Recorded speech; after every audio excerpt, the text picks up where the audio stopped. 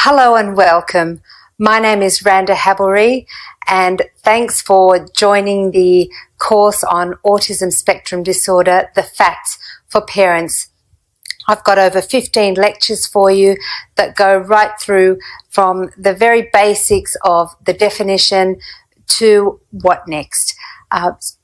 Feel free at any time if you've got any questions or you want to connect with me. There is an area on the discussion page where you can ask your questions. I'll be checking in regularly and I look forward to interacting with you. I do hope you enjoy the course, and I look forward to helping you on your journey.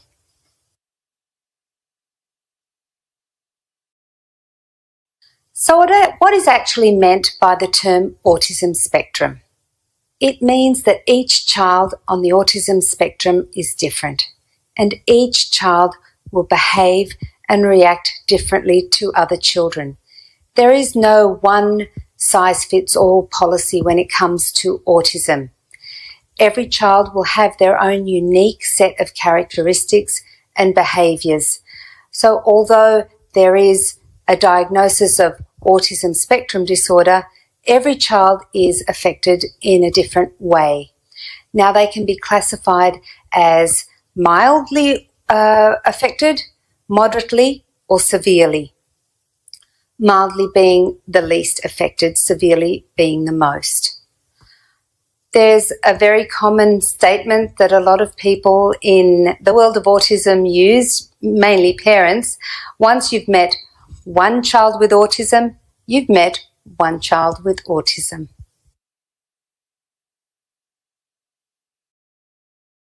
So what is actually meant by the term autism spectrum? The word spectrum, what is it? It means that each child on the autism spectrum is different. Each one will be affected in a different way and to varying degrees. They won't have the same behaviours, they won't have the same triggers. The range and severity actually varies, and the terms that are used are mild, moderate and severe. Mild being least affected and severe meaning the most affected. There's a term that many parents, or a sentence that many parents refer to in the world of autism, and that is, once you've met one child with autism, you've met one child with autism.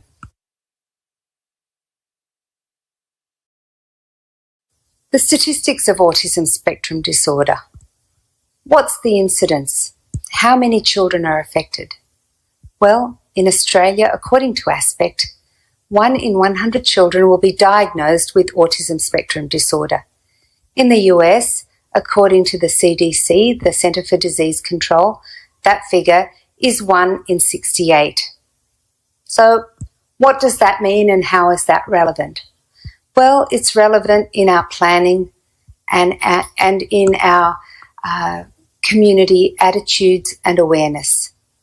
We need to be aware that the number is significant, and health professionals and educators need to have a plan. So what are the benefits of an early autism diagnosis? The earlier an autism diagnosis is made, the earlier you can start an intervention program. Developmental paediatricians, psychologists, psychiatrists, they're all qualified to give or to assess your child if you suspect that autism is affecting him or her. Now, early interventions can greatly improve the outcome for a child with autism.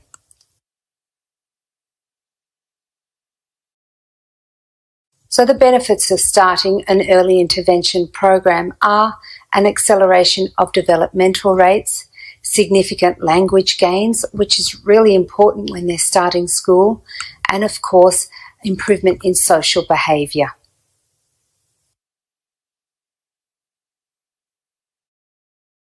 So what are the common signs of autism?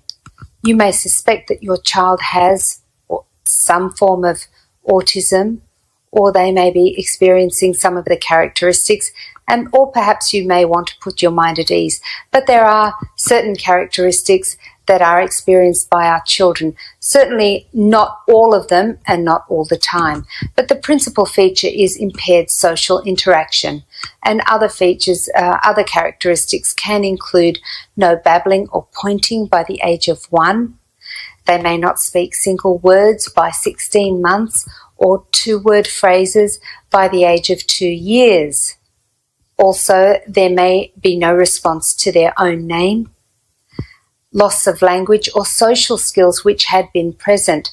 Regression can be quite common, so they may develop quite normally up until a certain age, and then they lose skills such as language or social interaction, and this can be quite worrying for some parents. So that is always a red flag there. They may make poor or no eye contact, or they may not smile or respond to social situations. Some of our children like to line up their cars, so they line up their dolls or their toys rather than playing with the item. Some children have an impaired ability to make friends with peers or to sustain a conversation. Now, some children may not make that progression from parallel play with their peers to actually interacting and playing with their peers. They also don't develop an imaginative sense of play. They don't play make-believe, something that they can't see. If it's not concrete, they find it difficult to refer to or play around the theme. They may have an inability to converse, that your turn, my turn situation they can often struggle with. Or they can just repeat what they hear rather than have a conversation. They just parrot what they hear, and this is actually called echolalia. So they just repeat without really what they're saying making much sense. Some children have selective hearing, and this is an interesting one because it can be confused with hearing loss, and some parents actually will have their children tested because they suspect that their child can't hear them because they're not responding or they're really not listening. These children can often have restricted patterns of interest that are abnormal in intensity and focus. So again, they may have an obsession with dinosaurs or boats or computers or numbers or songs that is completely obsessive, and that's all they want to talk about, that's all they want to play with, that's all they want to collect. Some children like to line up their cereal or their cheese sticks. It's just an unusual intensity in their focus of an item. They may like to spin the wheels of a toy car rather than play with the car itself. There may be a preoccupation with unusual things, such as light switches or door handles. Some children absolutely have a rigid adherence to specific routines, and that was certainly the case with our son. He did like his routine, and this can be quite challenging, for example, in a school scenario, if the teacher is away sick and there's a new teacher, or if the agenda for the day is changed. Children with autism can struggle in adapting to a change in routine. They also seem, interestingly, to have a high tolerance to pain.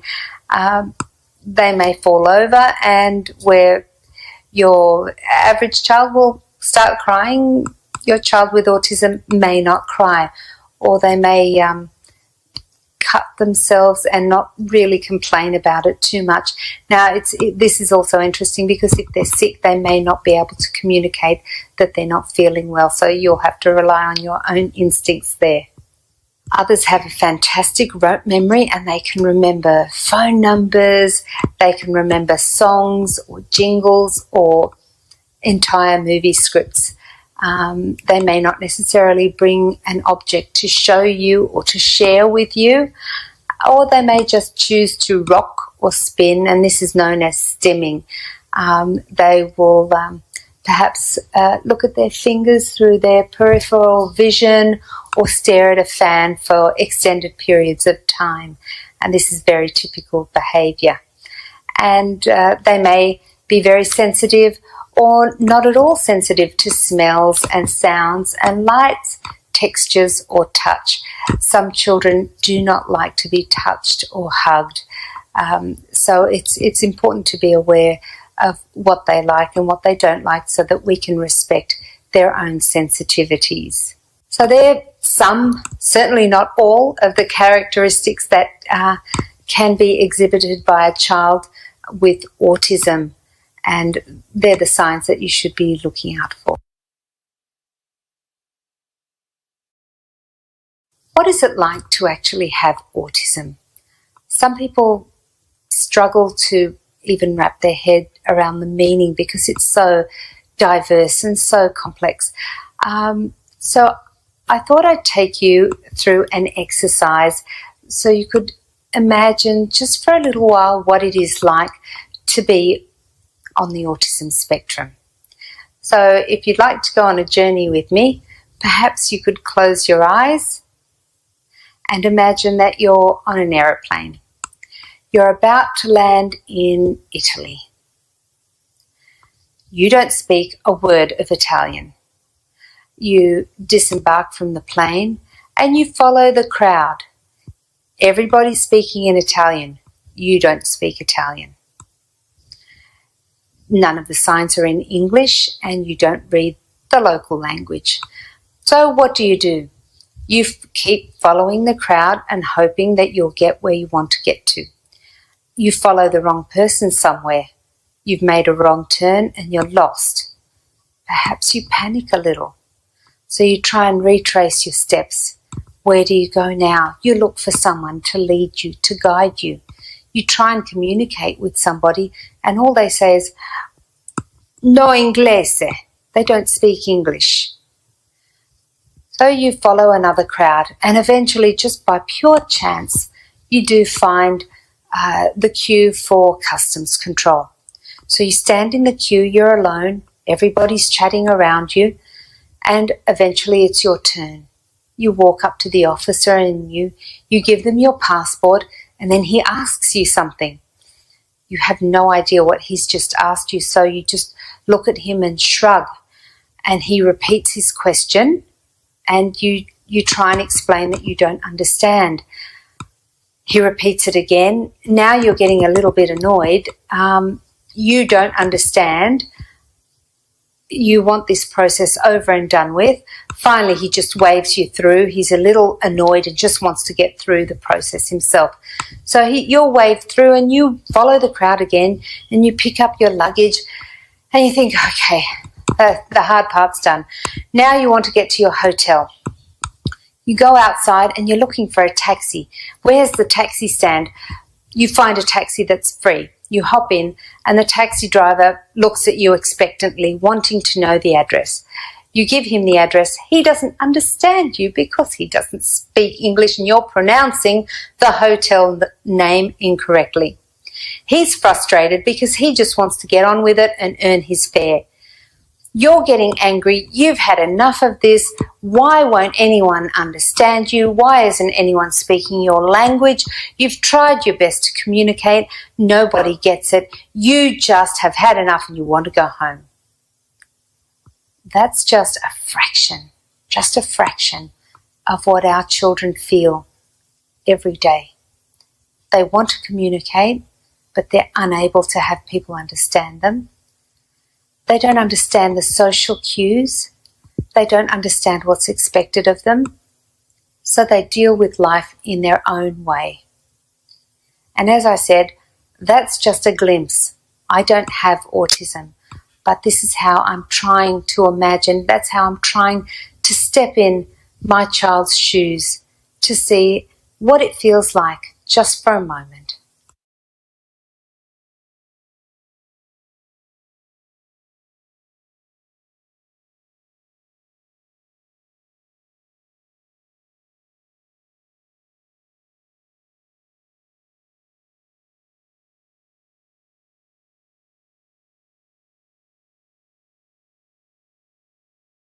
Your child has been recently diagnosed with autism spectrum disorder.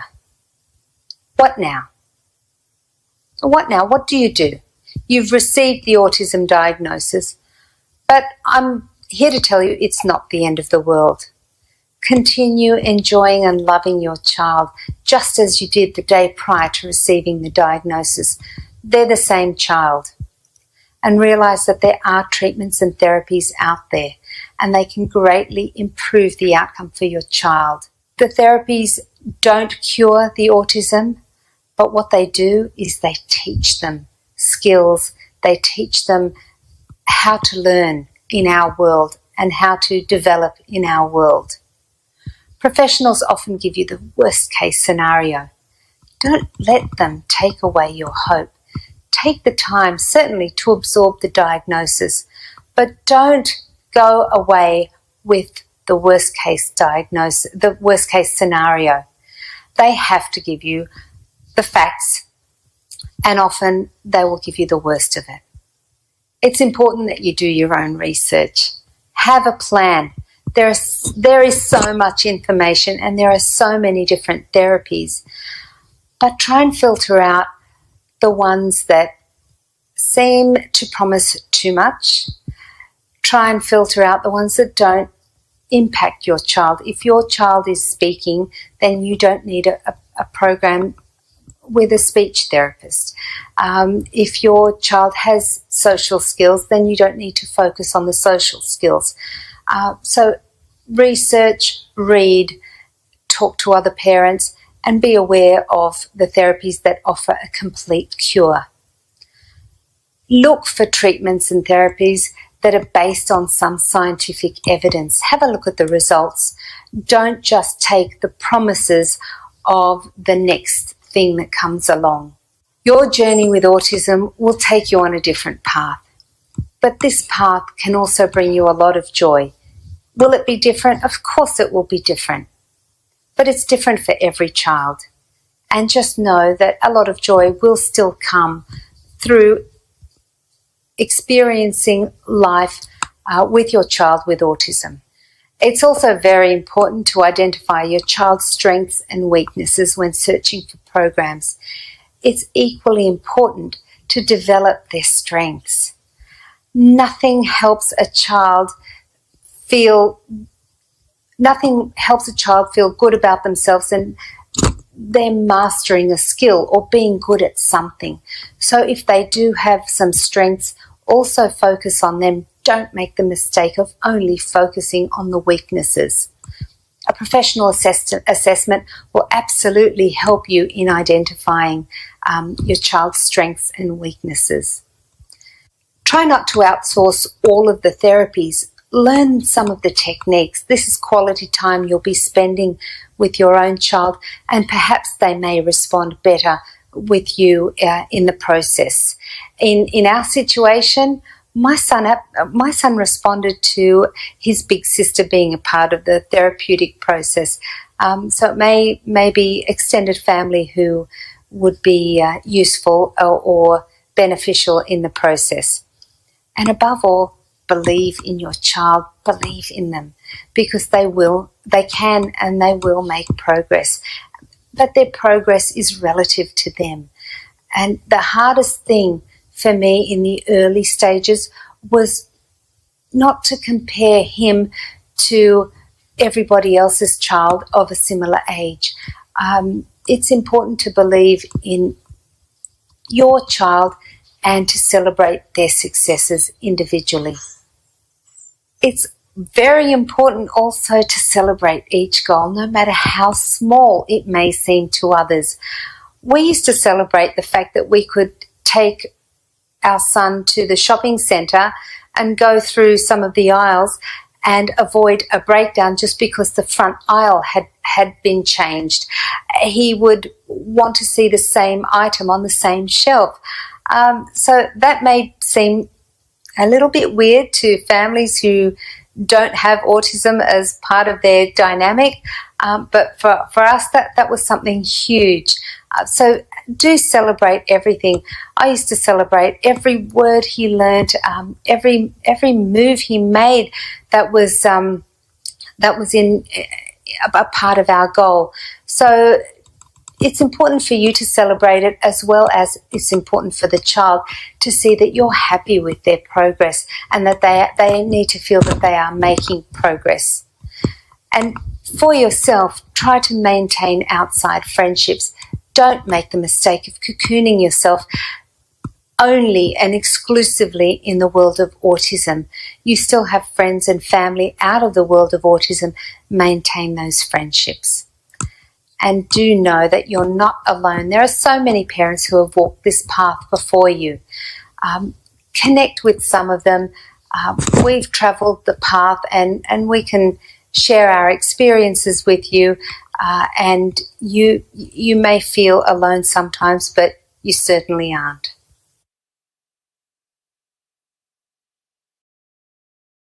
So your child has received an autism diagnosis.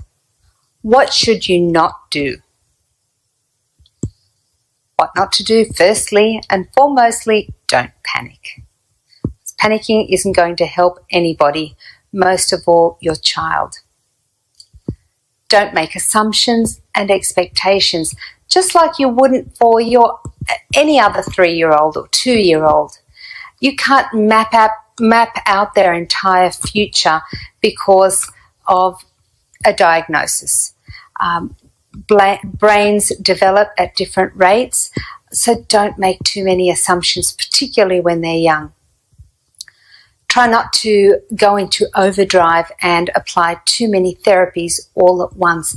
It can be confusing for you and for the child, and you may actually decide that a therapy isn't working and give up on it too soon. So take it slowly and try one at a time, or perhaps two if they have different processes. But just be aware not to overwhelm yourself and your child, because you are just as likely to burn out as the child. Also, don't assume a one-size-fits-all. All children are different. All children vary in their characteristics, in their abilities, and a one size does not fit all. Each child on the spectrum is different. This is an important one. Don't talk about your child as if they're not there. They have an autism diagnosis. They don't have hearing loss. This is often the case when you go to the doctors or you have an assessment. It's very difficult to talk about the child, and they're there. They can hear everything you say. Also, if your neighbour or your mother asks you, "Oh, so how's Roger doing?" be aware that they can hear what you're saying, and this can have consequences on their sense of self-esteem and their confidence. So be mindful that your child can hear everything you say, even though he or she may not react as if they do. And also, don't believe all the stereotypes. We've been exposed to Rain Man in the Dustin Hoffman movie. They're not all savants. They're not all geniuses. Also, Sheldon from Big Bang Theory. I love Sheldon. Isn't he just wonderful? But not all children on the autism spectrum will display such characteristics. So just remember they're all very different, and don't believe the stereotypes. Don't also focus only on your child's challenges. Do develop their strengths and let them experience a sense of accomplishment.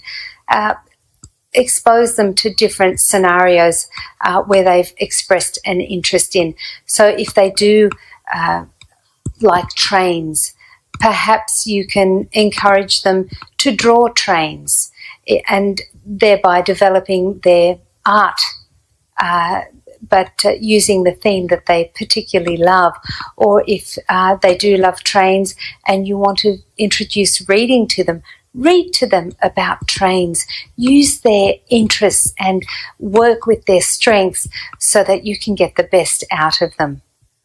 Also, be mindful not to talk about how difficult your life has become because of the autism diagnosis.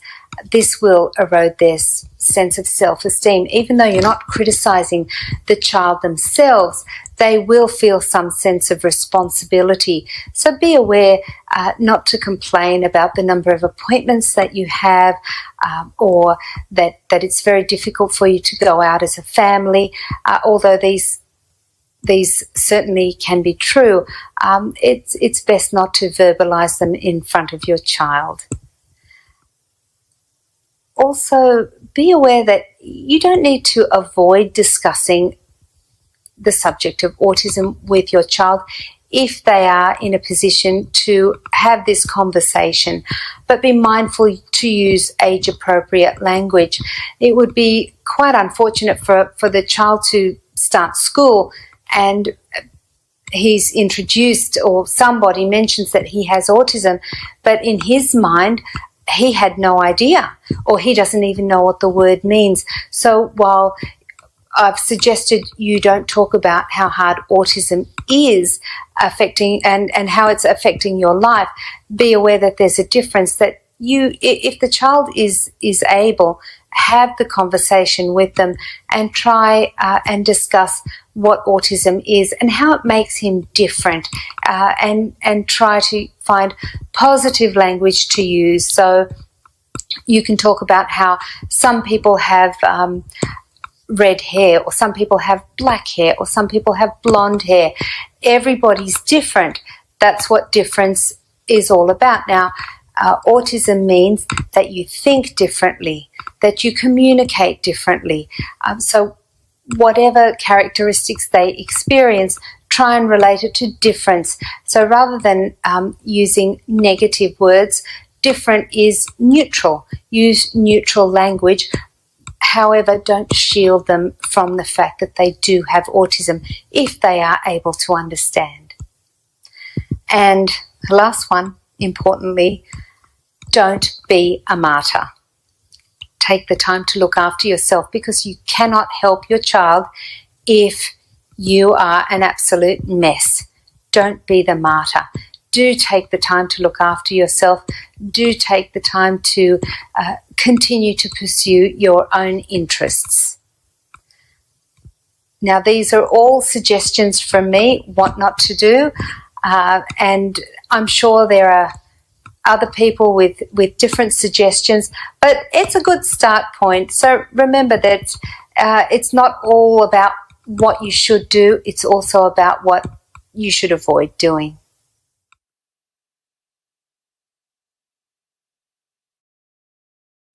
What not to say to the parent of a child with autism. If someone you know has just been given an autism diagnosis for their child, here are some suggestions of what not to say. Now, I got these suggestions from my own experiences. I've been told at least once one variation of these statements. First one is, "Oh, I'm so sorry." That's not particularly helpful. Also, well, what did you do? What was it that you did when you fell pregnant, or when you were pregnant? Was it something you did? Was it something you ate? I didn't cause the autism, and neither did the parent of any other child with autism. Don't have any more children. Well, that's really none of anybody's business. How about maybe they'll grow out of it? Autism is a lifelong neurological disorder. They're not going to grow out of it. Maybe your child just needs more discipline. No, it's not a discipline problem. This is one that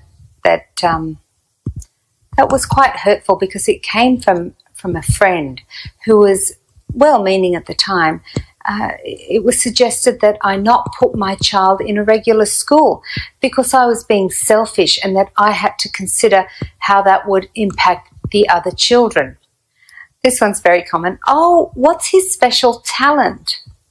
Or, "I've read somewhere that teaching him chess will cure him. I'm going to go and buy you a chessboard. Or what about my neighbour's son's cousin's sister has autism and she cured him. How about I introduce you to her or find out what she did?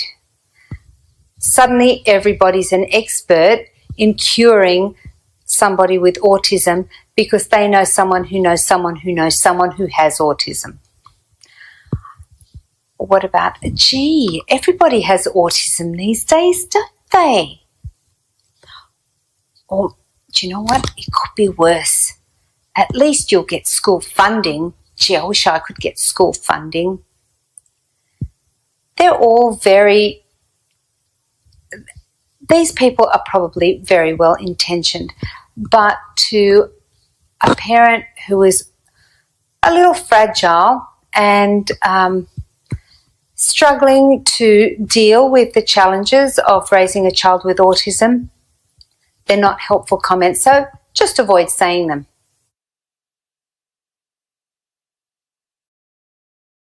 What can you say to the parent of a child with autism? Helpful statements to make to a parent of a child with autism can be something like, I don't know much about autism. Can you tell me a little about it? Or what can I do to support you? How about, you're doing such a great job.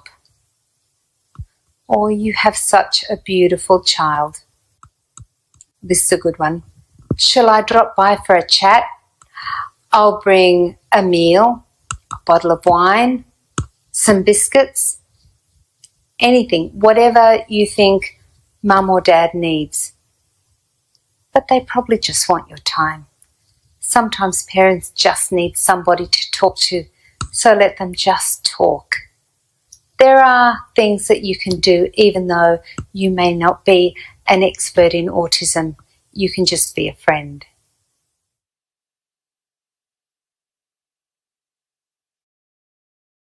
From my experience, there are various emotional stages that you're likely to go through when you're confronted with an autism diagnosis, and I've called this the double dip principle.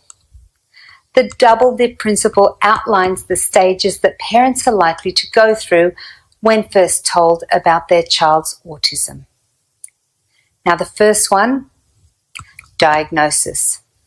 That can often feel like a punch in the stomach because you don't expect it, or perhaps the delivery can be quite brutal. That can then take you through to a stage of grief where you're perhaps mourning the loss of what you thought was the future for your child, and you're looking at a completely different future. In that state of grief, you can isolate yourself and block out friends, family, and then you're in quite a small world and loneliness can manifest.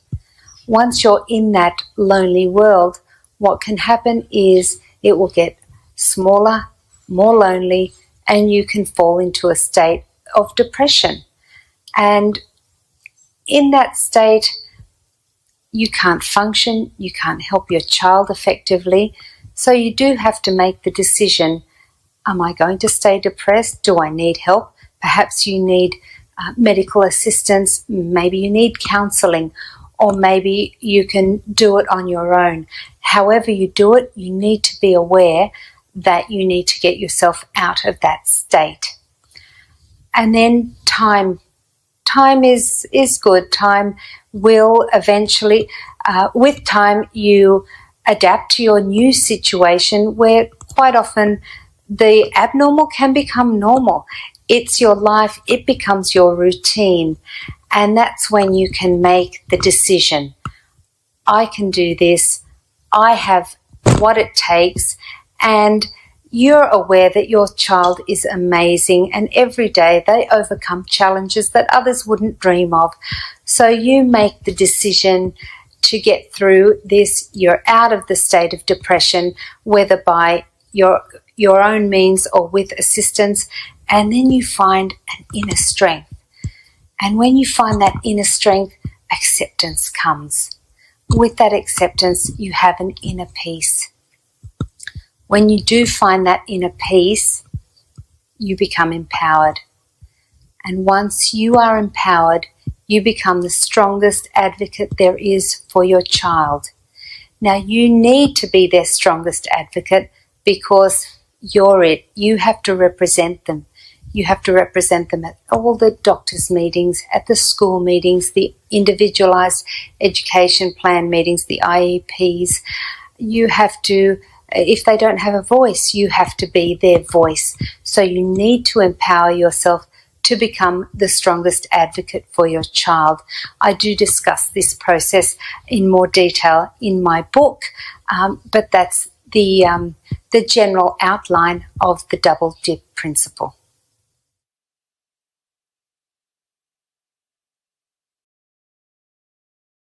Social inclusion for children with autism. Impaired social interaction is a common feature for children with autism. Now, each child on the autism is different, but something which is most common is they are predisposed to social isolation as a result of their difficulties with initiating conversation and play, expressive and receptive language, interpreting figurative speech or idioms. If you told my son that it was raining cats and dogs, he'd probably run out to the window to look for the cats and dogs falling out of the sky. Or if you told him to keep your chin up, he would. He'd keep his chin up. So this all presents difficulties in social interaction when they can't interpret or express as others do. They can't interpret social cues sometimes. Now they may not be able to be aware that putting their face too close to yours is invading your own personal space. So this can cause problems. Or sometimes when you don't give somebody eye contact, you're trying to show that you don't want to talk to them. They may fail to interpret that. So the interpretation of social skills can be quite challenging for our children on the autism spectrum. Now, inclusion into mainstream educational settings is now accepted practice, which is great because our children need exposure with their normally developing peers so that they can mimic behaviour that's appropriate and learn how to interact socially. However, that's often done without the support that's required. Now, you can't just put a child with autism into a mainstream setting and expect them to flourish. They won't. They need the support. They need the structures in place. The plans need to be put in place. So while inclusion can absolutely have a positive impact, if it's forced and unsupported, it can have very, very negative impacts on the child. Often, with the best of intentions, schools may, as a part of their inclusion process, discuss the autism diagnosis with the child's cohort and announce that this child will be joining their group. But often that's where the inclusion process stops. That's not enough. It needs to be continued. But teachers and students are then left to their own devices to navigate the new dynamic of the classroom. And that's not fair because training and support is required. Often in the planning meetings in a school, the educators or the authorities will pay lip service to inclusive practices. They do like the terms inclusive practices, best practice, but the teachers aren't given the resources. If the affected student is then left to their own devices in an unsupported environment and this may lead to an increase in disruptive behaviour, particularly if the child is not engaged, is not learning, is feeling frustrated. Can you imagine yourself in your work situation? If you're frustrated, you're disengaged, there is no interaction with you. You wouldn't feel very happy in that environment, and you wouldn't look it, and you'd be snappy and you'd be grumpy, and it goes on. That's how the children feel when they're not supported. So the support is critical, particularly in the social setting as well, because we tend to focus only on the academic setting. Now, a valuable and very underutilised support structure is from the child's peers, not just the teachers. They need their school mates to include them in their social activities.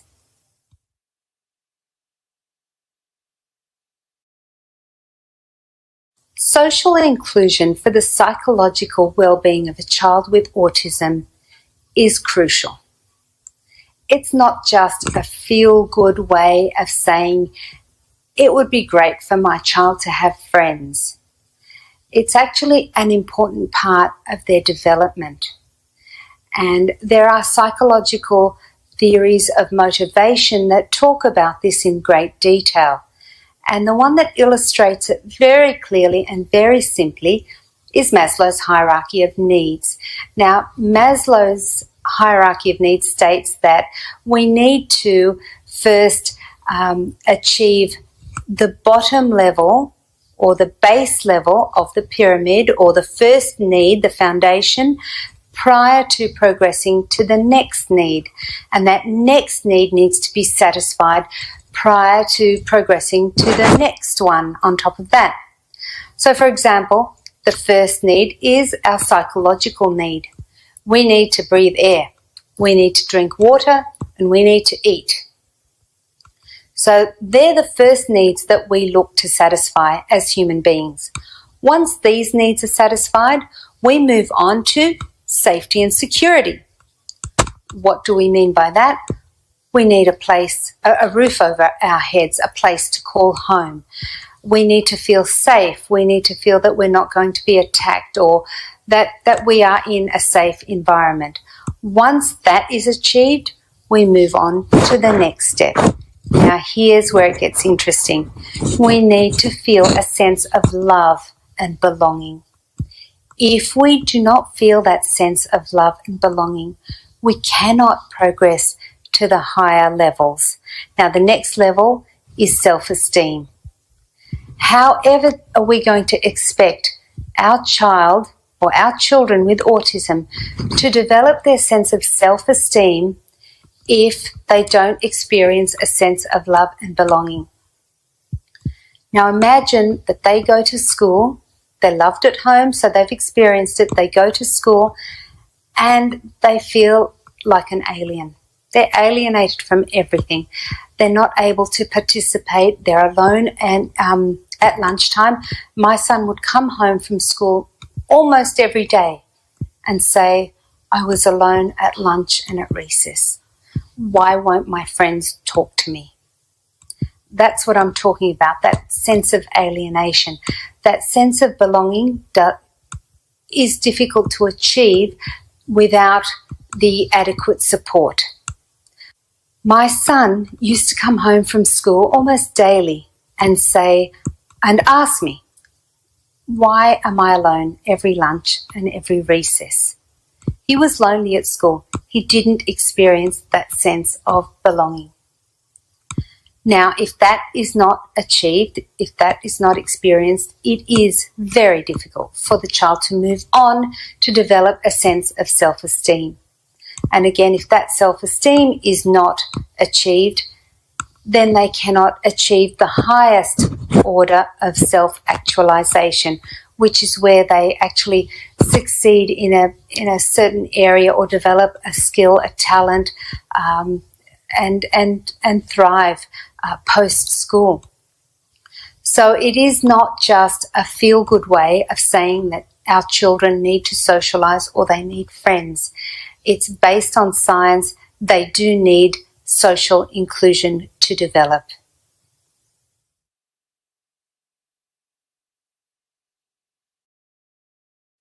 Congratulations on completing this course. I hope you found it helpful, and I hope that it will be of some assistance to you on your own autism journey. I put this together as a result of my own passion in making this world a more inclusive world for our children on the autism spectrum. It's a result of my lived experience, and I know that if only way back then another parent could have just said, it's okay, this is the journey, and it can be a very good journey, which it has been for us. It would have made a huge difference for me. So my passion and my purpose now is to make things better for the kids on the spectrum and also for their parents. I've extended this further and written a new curriculum called the MATES Social Inclusion Project. And if you do want to know more about that, you can connect with me via LinkedIn or Facebook or on my website, www.dealingwithautism.com.au. I look forward to continuing my communication with you, and I hope that together we can make this a much better place for our children.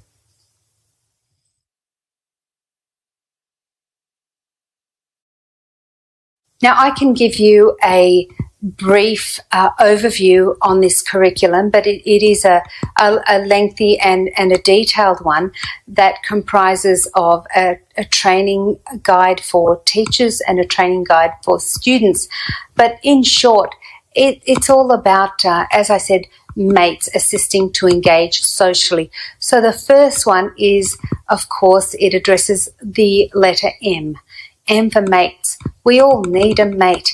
Think about what you do when something wonderful happens in your life, or when something challenging happens. The first thing you do is you want to talk to a mate, you want to talk to a friend, you want to communicate. So having a mate is actually very important in our lives as human beings. It's equally important to our children.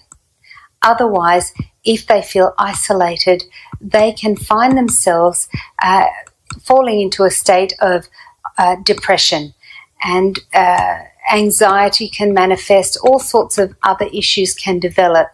So we do need to acknowledge and establish that, acknowledge mainly that our children need a mate. The second letter, assisting. As a society, we have no problem seeking assistance. Sports people take advice and guidance and training from coaches. That's not an issue that we struggle with. People who want to succeed in business often turn to mentors or business coaches.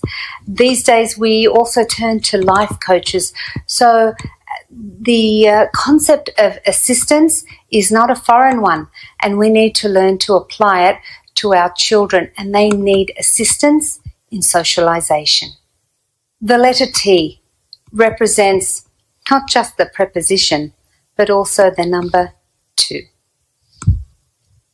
It takes 2 to have a friendship, to form a mateship. These days we're so attached to our iPhone, our iPad, our iPod. It's all about I. And our children are increasingly experiencing isolation. So we may give them their iPhone or their iPad, and that just perpetuates that. And their peers are also self-absorbed and experiencing their own version of the I generation. Now we have to somehow break through that barrier and change that I or that 1 to 2. Our children need 2, someone else to form a mateship, a friendship with. These days, we've become more and more disengaged as a society, whereas before it took a village to raise a child. We had extended families. The grandparents were involved, the aunties, the uncles, everyone was involved in the family. We've moved from an extended family to a nuclear family, where there's mum and dad and the kids.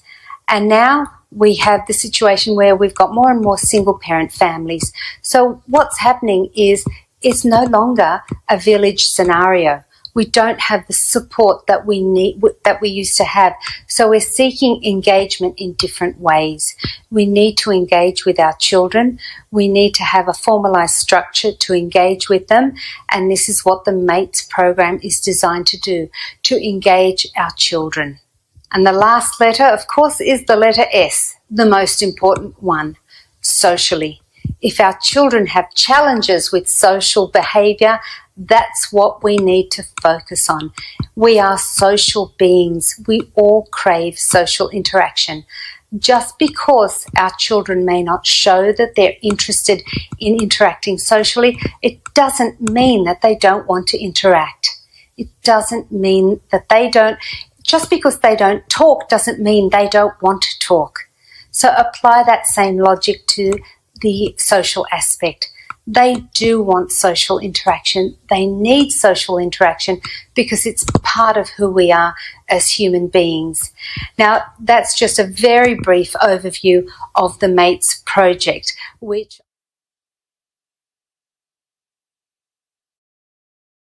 So I invite all of you to continue communicating with me or to make a connection with me. I'm contactable on LinkedIn, on Facebook, and on my website, www.dealingwithautism.com.au, or you can click on my picture above. I look forward to your feedback and to staying in touch with you. Thank you.